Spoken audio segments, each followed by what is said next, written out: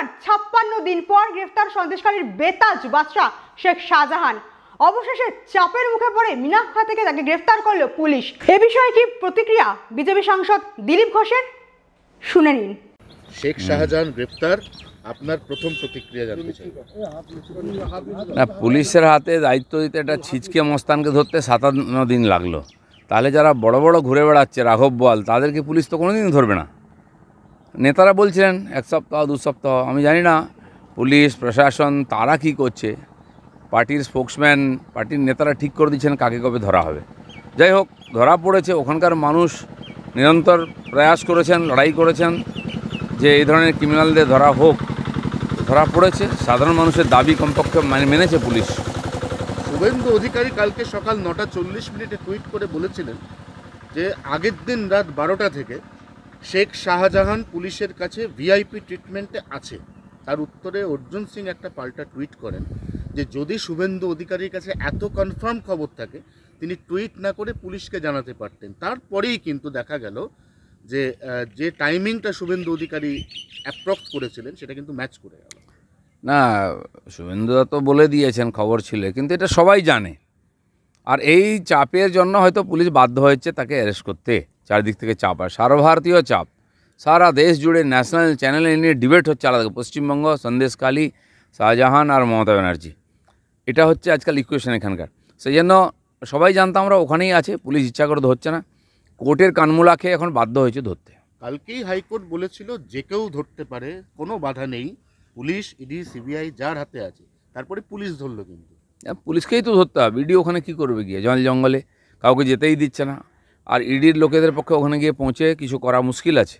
আমরাও বলছিলাম এটা পুলিশের হাতে ছিল, পুলিশই ধরেছে। রাজ্যপাল 72 ঘন্টার সময়সীমা বেঁধে দিয়েছিলেন, যেটা আজকে শেষ হচ্ছে। কুণাল ঘোষ 7 দিনের সময়সীমা বেঁধে দিয়েছিলেন, তার আজকে 3য় দিন চলছে। তাহলে কি সবটাই সেট করা ছিল? না, আমরা তো প্রথম থেকেই বলছিলাম যে সবাই জানে শাহজাহান কোথায় আছে, পুলিশ চাইলেই ধরতে পারে। টিএমসি যখন চাইবে তখন হবে। আমার মনে হয় তারা বাধ্য হয়েছেন এখন তাকে ধরতে, তাই ধরা পড়েছে।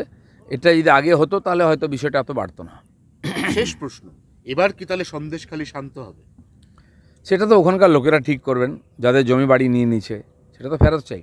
যাদের কাছ থেকে টাকা নিয়ে নিচ্ছে, যাদের 100 দিনের কাজের টাকা নিয়ে নিচ্ছে, বাড়ির টাকা নিচ্ছে, শৌচালয়ের টাকা নিয়েছে, বছরের বছর লুট হয়েছে, ভেড়ি লুট হয়েছে, তো সেগুলো তো মানুষ ফেরত চাইবেই, কারণ মানুষ তার জন্য সাফার করেছে। আমাদের 4 জন কর্মী ওখানে খুন হয়েছে, তার এফআইআর পর্যন্ত নেয়নি, আমরা শাহজাহানের নামে কেস করেছিলাম।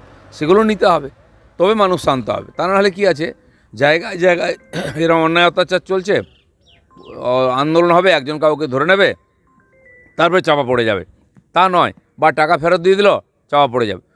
তো হাজার হাজার কোটি টাকা লুট হয়েছে, টাকা ফেরত দিয়ে যদি বেঁচে যায় তাহলে অপরাধীরা তো কোনোদিন বন্ধ করবে না, আরও অপরাধ বাড়তেই থাকবে। অপরাধীদের সাজাও দিতে হবে। আপনি হ্যাপি না? এটা প্রসেস শুরু হলো, এরকম বহু নাম আসবে।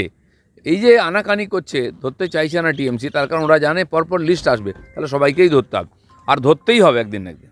তাহলে মিনাখা যে এলাকা থেকে গ্রেফতার করা হয়েছে পুলিশ সূত্রে যেটা জানা যাচ্ছে, অর্থাৎ শেখ শাহজাহানকে ওই এলাকাতে পুলিশই কি আদর যত্ন করে রেখেছিল?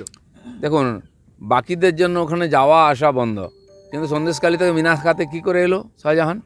তো পুলিশের সমস্ত জানা ছিল, আর পুলিশ না জানলে আসতেও পারে না, পুলিশ ধরতেও পারে না।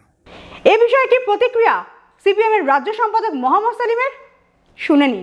যে কুণাল বলেছিল 10 দিন, কেউ বলেছিল 7 দিন, কিন্তু পুরো দেখালো যে তার মধ্যে গ্রেফতার। কুণাল বিপদে পড়েছে, এবার শাহজাহান মুখপাত্র হয়ে যাবে। জেল থেকে ঘুরে আসলে সব লোকেরাই তো মুখপাত্র হয়ে যায়। বলছি একটা বিষয়, সেটা হচ্ছে গত কয়েকদিন ধরে দেখা যাচ্ছে তৃণমূলের মন্ত্রীরা 144-এর মধ্যেও আসছে, কীর্তনে অংশ নিচ্ছে, মানে একাকারটা কর্মকাণ্ড দেখা গিয়েছে। আপনাদের ক্ষেত্রে তৃণমূল তো 140 মনে করে না, 144 তো পুলিশ করেছে আমাদের জন্য, মানুষের জন্য। আরো খবরের আপডেট পেতে চোখ রাখুন মহানগর 24x7।